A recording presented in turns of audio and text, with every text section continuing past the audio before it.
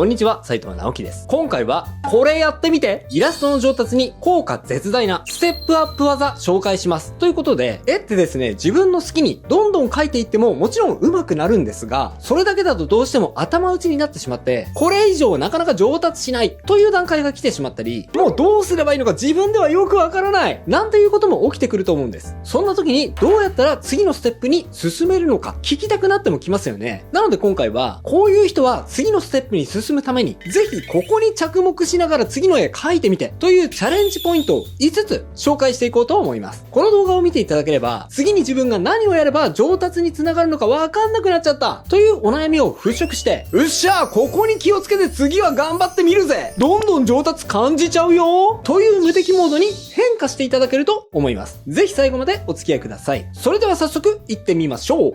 明暗を簡略化して考えよう。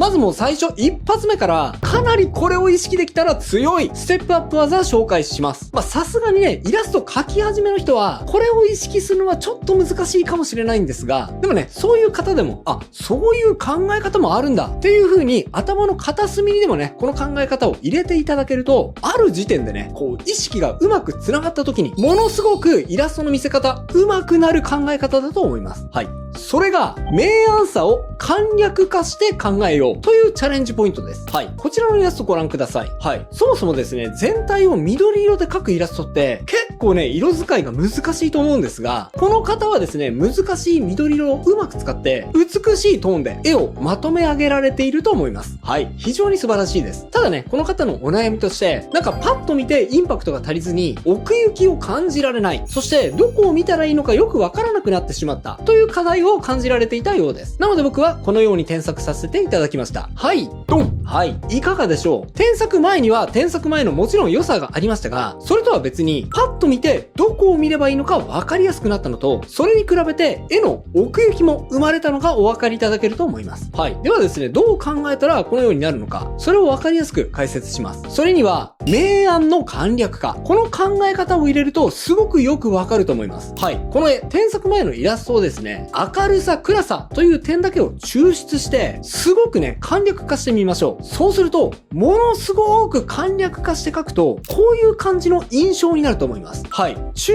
央に少し明るい部分が斜めに入っていて、それ以外の部分は暗い部分、みたいな、なんかそういう感じのイラストですよね。はい。もうここまでね、簡略化して考えます。ここは花だとか、ここは顔だとか、ここは草だとか、そういう概念を一旦取っ払ってしまって、明るさ、暗さだけを見ていくと、こういう明暗の色面が、こういうバランスで全体的に入っている。そういう簡略化したイメージとして捉えられると思います。では、僕が直してみた絵の明暗バランスはどうなっているのかというと、こんな感じのバランスになったと思います。ドドン。はい。こちらもですね、顔とか花とか草とか、そういう概念を取っ払って、明暗のバランスだけで表してみるとこんな印象だと思います。さっきね、中央から左下にかけて、ほとんどね、同じ明るさの色面があったのに比べて、今度は中央に明るい丸い色面があって、そこから徐々に周りにこう分散していくように、明るい小さな面積が配置されている。で、徐々に暗い面積に溶け込むようにして、奥に向かってね、少しだけ暗い小さい色面が配置されるようになっている。そんな感じになっていると思います。添削後、添削前の印象の違いは、実はこの明暗の差によって生まれているんです。添削前はね、あんまりこう飛び抜けて明るい部分がないので、パッとこう目に入ってくるアイキャッチの部分がありませんでしたよね。静かでね、綺麗な印象ではあるんですが、ちょっとね、インパクトには欠けてしまう。そういう印象になっていました。加えて、明暗差がこう一定なので、奥行きもね、そんなに感じられずに、少し平面的な印象になっていた部分があります。では、添削後はどうしたのかというと、まず真ん中にドンと一番明るくなる部分を作って、そこにパッと目線が行くように、丸1のアイキャッチの部分を作りました。で、そこから徐々に分散していくように、丸2、画面端に行くほど明るい面積を減らしていき、で、最後は背景の暗い部分に溶け込ませていくように、丸3、丸4とうっすらした色面を置いていくというように、明暗のバランスをコントロールしています。多くの人はですね、これ当然なんですが、絵を絵として見ています。例えばね、顔が描かれていたらそれは顔だ。花が描かれていたら、花だって認識しますよね。当たり前だと思います。でもね、絵作りが上手い人って、実はですね、最初はそう見てないんです。実はですね、顔を顔だと認識する前に、花を花だと認識する前にですね、ここは明るい、ここは暗いってね、今言ったような色面の世界で絵を捉えていたりするんです。ああ、ここはめっちゃ暗いな。あ、ここめっちゃ明るいな。そんな風に、物としての概念以前に、単純な色面の世界で見てるんですね。はい。これなんです。この明暗の簡略化の概念を自分の中に持ちながら絵を描くと、もう他の人とは圧倒的に絵作りの上手さにおいて差ができると思います。だって皆さんの周りにこんなこと考えながら絵描いてる人いますか？世界を見ている人いますか？おそらくいないんじゃないかと思います。ぜひね、皆さんこの考え方、次に絵を描くときに取り入れながら描いてみてください。必ず皆さんのイラストのレベルをぐぐっと一段引き上げられる考え方だと思います。もう少し下まで描いてみよう。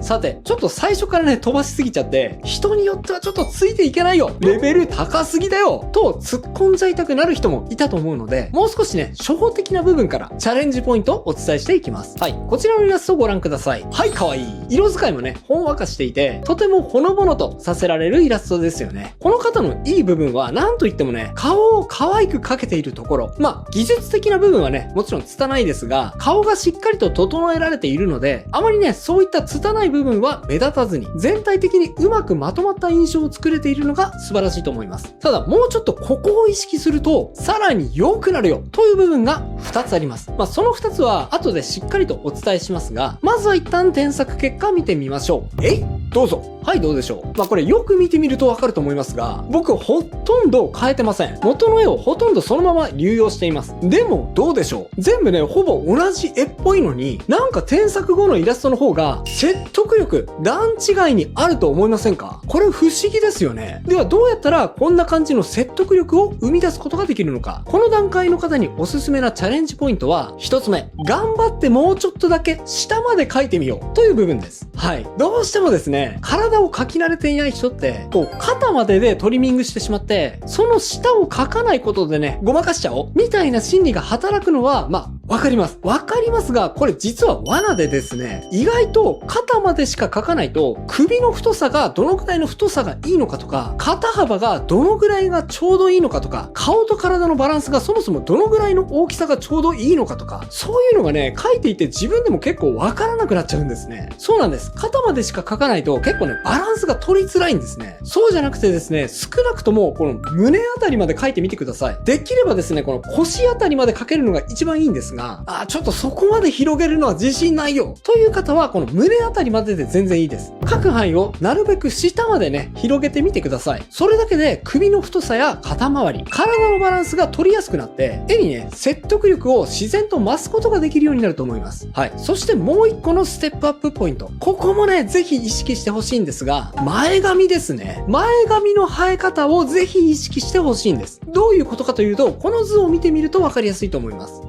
添削前は前髪がどこからどこまでなのか、あんまり分かりづらかったと思うんですね。とりあえず頭頂部からこう垂れ下がっている髪の毛が全部前髪みたいな感じで書かれていたと思うんですが、それを添削後は前髪はここからここまで、それより後ろは頭頂部の髪の毛、緑枠の外側はサイドヘアという感じで、前髪とそれ以外で分離して考えてみました。このようにね、部位ごとによって髪の毛の範囲を自分の中で整理しながら描けると、絵にね、こう構造感が生まれて、それだけで立体感が生まれ、絵に説得力が増します。前髪、横髪、後ろ髪、全部一気に意識するのはちょっと難しそうと思う人は、とりあえず前髪だけ、ここだけ意識するとですね、おのずと他の部分は勝手にうまくいきます。なのでぜひね、前髪だけ、とりあえず前髪だけ意識してみてください。今の2点を取り入れるだけで、説得力が段違いにアップすると思いますよ。どこから撮るのが一番効果的か考えよう。さて、次は少しステップアップしますよ。全身のイラストが描けるようになった人に向けて、ステップアップポイントをお伝えします。さっきの方はね、体の一部しか描けないよという段階だったかもしれませんが、逆にですね、おっしゃー、俺は上手くなったぜ、全身描けちゃうぜという人に起こりがちなことがあります。はい。このイラストをご覧ください。はい。しっかりと全身が描けていて、それだけじゃなく、背景もちゃんと画面に収められていて、一見文句のつけようのないイラストに見えますよね。色合いもね、ね、淡いセピア色でまとめられていて、雰囲気のいいイラストです。ただですね、僕はこのイラストを見た時に、ちょっとですね、どう思ったらいいのかわからないな、と思ってしまいました。はい。つまりですね、ノスタルジーに浸ればいいのか、それとも女の子の美しさに見惚れればいいのか、それとも部屋のおしゃれな雰囲気を楽しめばいいのか、もうどう思えばいいのってなっちゃったんです。はい。それを踏まえてですね、僕はこのように添削させていただきました。はい。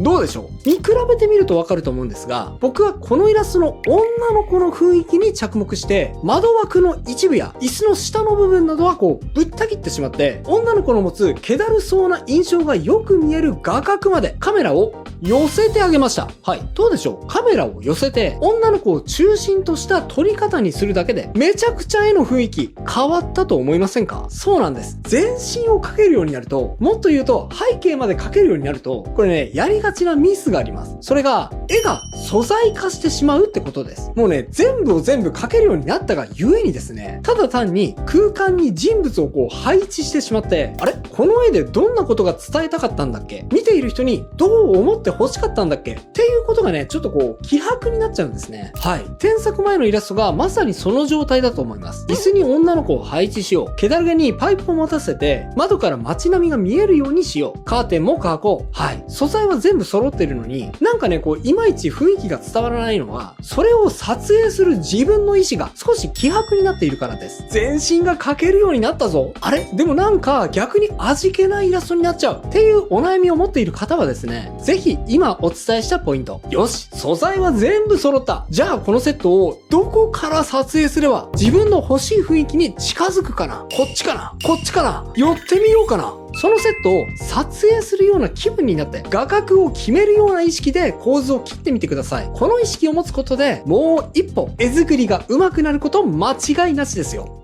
どこにピントを合わせるのか見直してみよう。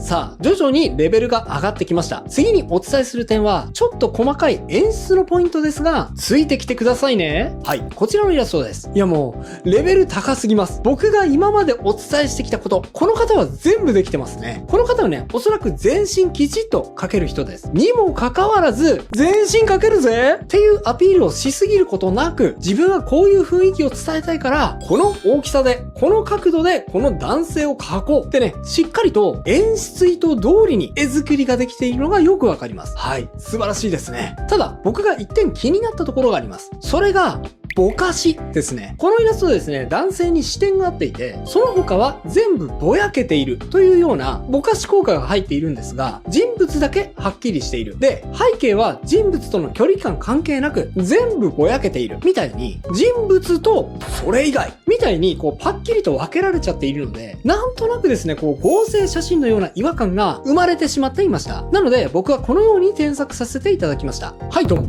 はい。お分かりいただけますでしょうか？僕は手前の金網にはピントを合わせて、後ろの円形にはね、盛大にぼかしを加えるというような演出に変更してみました。このように少年からの距離によってぼかしを加える、加えないという使い分けができると、あ、この金網の部分に少年がもたれかかるようにしゃがんでいるのね。で、その後ろの方に街並みが映っているなってね、少年と背景の位置関係がすごくありありと見ている人に伝わりますよね。結果的に少年の存在感もぐぐっと高まります。今言ったポイントはね、かなり細かい演出の話なので、ちょっとね、こう、レベルが高い話なんですが、ぜひ、ここをぼやかす、ぼやかさない。このポイントもね、ぜひ考えるようにしてみてください。あなたのイラストの臨場感が一気に高まると思いますよ。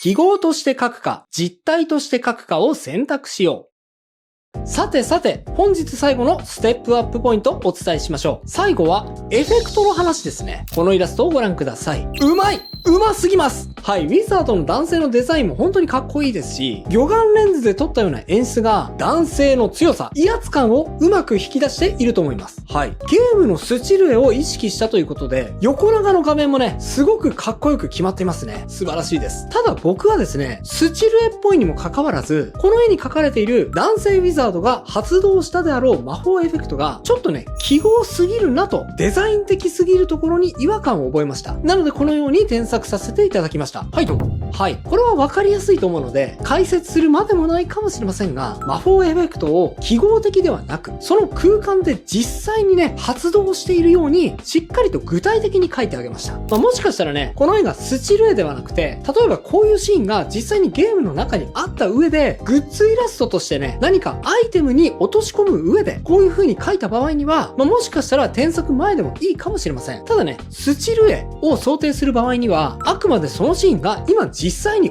起きているという生々しさ、臨場感が必要なので、絵の一部をね、デザインとして記号化しすぎてしまうとね、なんかちょっと臨場感がなくなってしまって、違和感がある状態になってしまいます。なんかここまで行くとね、ちょっとプロ向けのアドバイスになってしまうので、もしかしたらついてこれなかった人もいるかもしれませんが、ぜひね、この絵の作者さんのように魔法エフェクトも演出に加えたいぜという方は、この点についてもぜひ意識してみてくださいね。ということで、いかがだったでしょうか？今回はイラストの上達に効果絶大なステップアップ技をお伝えしてきました。また今回は人物中心の添削だったんですが、例えばドラゴンとかトラとかね、イラストに書き入れたいという人も多いと思います。そんな添削の一例として、こちらの動画もおすすめです。気まぐれ添削196、商業クオリティにするにはどうすればいいの？ですね。興味があれば、こちらも合わせてチェックしてみてくださいね。それではまた次回の動画でお会いしましょう。バイバイ。